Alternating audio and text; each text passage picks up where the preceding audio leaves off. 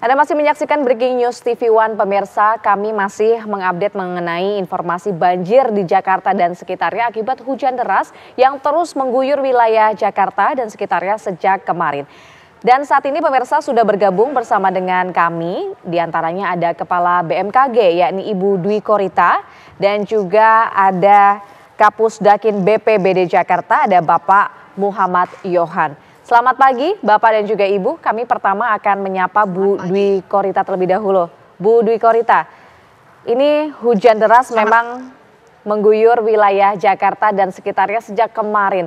Intensitasnya cukup tinggi ya Bu ya kalau berdasarkan pantauan kami. Nah sebenarnya ini hujan yang memang terjadi tahunan atau seperti apa kondisi cuaca saat ini sebenarnya Bu?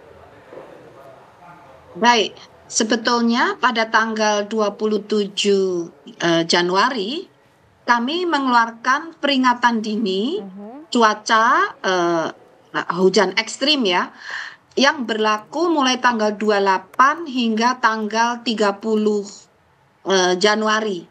Jadi fenomena apa yang menyebabkan terjadinya hujan ekstrim tersebut atau hujan lebat tersebut? Yaitu ada beberapa fenomena yang terjadi bersamaan seperti yang pernah kami sampaikan beberapa kali, yaitu yang pertama akibat penguatan monsun Asia, yaitu angin yang bertiup dari arah Asia yang membawa massa udara lembab dalam jumlah besar.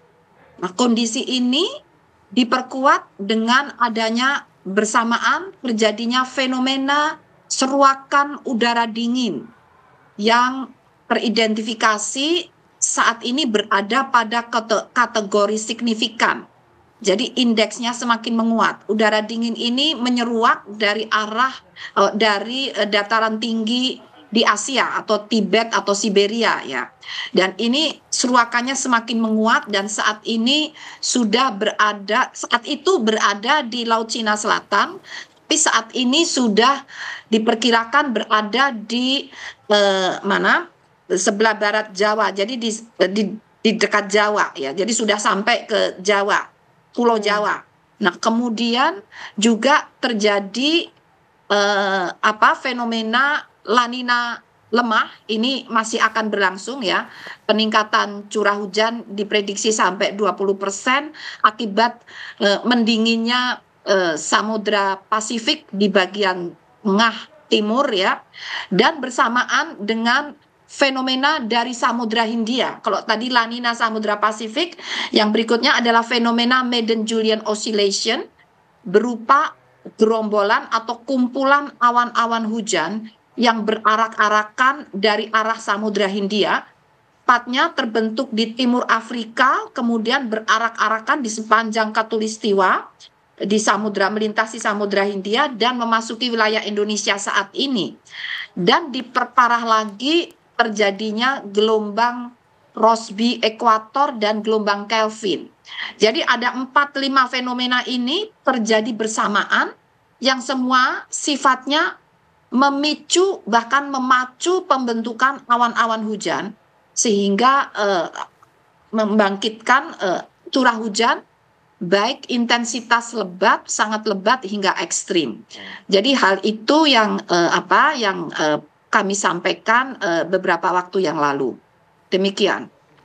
Baik, ditahan dulu Bu informasinya, kami akan menanyakan juga ini kepada Bapak Muhammad Yohan selaku Kapusdatin BPBD Jakarta. Selamat pagi Pak Yohan.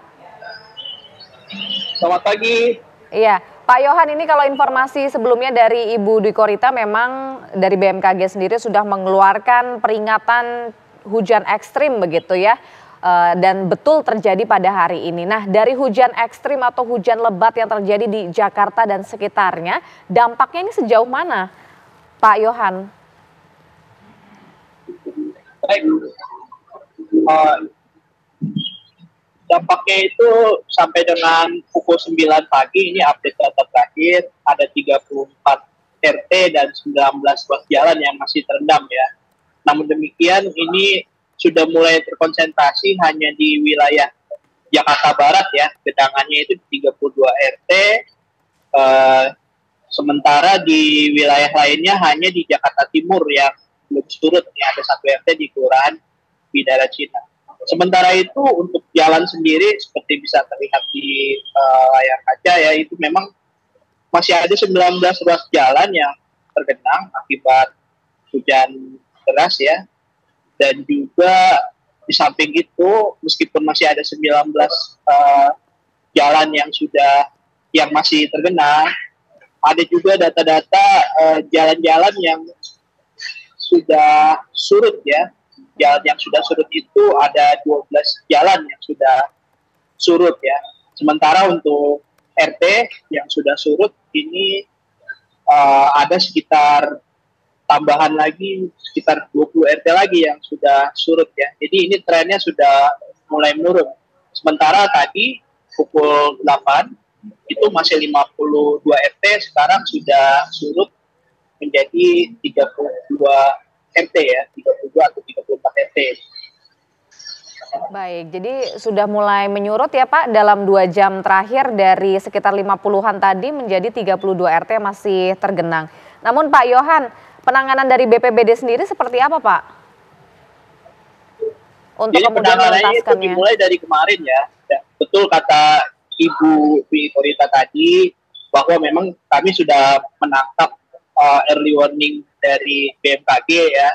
Kami sangat didukung kinerjanya oleh BMKG karena BMKG bisa kami monitor ya. BMKG itu punya aplikasi yang namanya BMKG Signature, itu membuat banyak sekali informasi terkait dengan cuaca, kemudian prediksi dan lain-lain. Sehingga dari kemarin pun kita sudah warningnya karena kami punya alat yang namanya DWS ya, Disaster Warning System. Itu sejak pukul 3 sore kita sudah umumkan di alat DWS yang kita umumkan itu dari Command Center BPBD.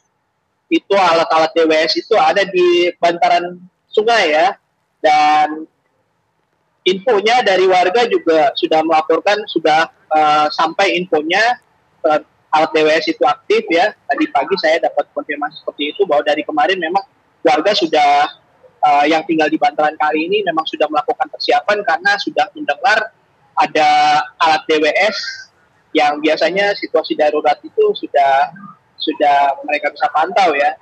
Hitungannya itu beberapa jam lagi air diperkirakan sampai dari hulu itu mereka sudah bisa mendapat informasi lebih dini sehingga bisa melakukan langkah-langkah lebih dini untuk mempersiapkan apabila kemungkinan air itu besar dan menimbulkan genangan. Namun demikian, kami juga sudah berkoordinasi dengan Dinas Sumber Daya Air bahwa intensitas hujan yang tinggi ini terjadi juga banyak hujan lokal ya. Tadi malam itu hujan lokal ini mengakibatkan kapasitas daripada saluran air yang ada di wilayah-wilayah tertentu di Jakarta itu over capacity sehingga airnya meluap dan menjadi genangan. Jadi cukup banyak nih faktor-faktor penyebab genangan yang terjadi atau banjir yang terjadi pada hari ini ya, mulai dari malam itu penyebabnya ini variatif dari boleh dibilang mungkin kiriman ya, itu juga ada unsur dari situ. Kemudian juga ada unsur kalau pengamatan Dinas Sumber Daya itu lebih kepada hujan lokal yang intensitasnya cukup tinggi ya. Jadi ada efek kejutan di wilayah tersebut. Baik Pak Yohan. Bahwa saluran yang sudah ada, baik Pak, yang selalu dibersihkan ya, baik oleh Dinas Sumber Daya Air, oleh petugas PPSU, juga pasukan biru. Ini karena memang intensitas hujannya terlalu tinggi sehingga mau dibersihkan seperti apapun ya tetap saja kapasitasnya tidak cukup untuk mendukung jumlah air yang begitu banyak tadi malam. Memang hujan yang cukup lebat ini sangat berdampak begitu ya dengan banjir atau genangan air di wilayah Jakarta dan sekitarnya. Nah, kembali ke Bu Dwi Korita, Ibu, kalau dari BMKG sendiri melihatnya kira-kira cuaca ekstrim seperti ini akan berlangsung sampai kapan, Bu? Terutama yang di Jakarta dan sekitarnya ini.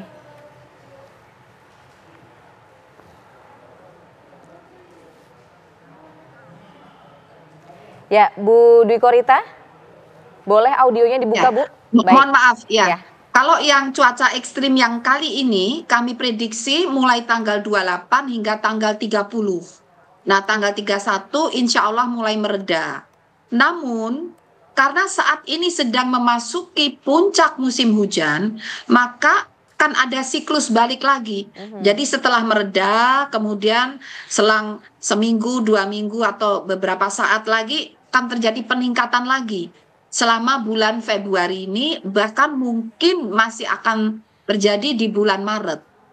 Seperti itu. Iya, baik. Tentu masyarakat ini akan harus mewaspadai cuaca ekstrim tersebut ya. Nanti kami akan melanjutkan dialog lagi bersama dengan Ibu Dwi Korita dan juga Bapak Muhammad Yohan, pemirsa. Namun usai jeda pariwara berikut ini, kami akan tanyakan berbagai informasi lainnya kepada keduanya. Tetap bersama kami di Breaking News TV One.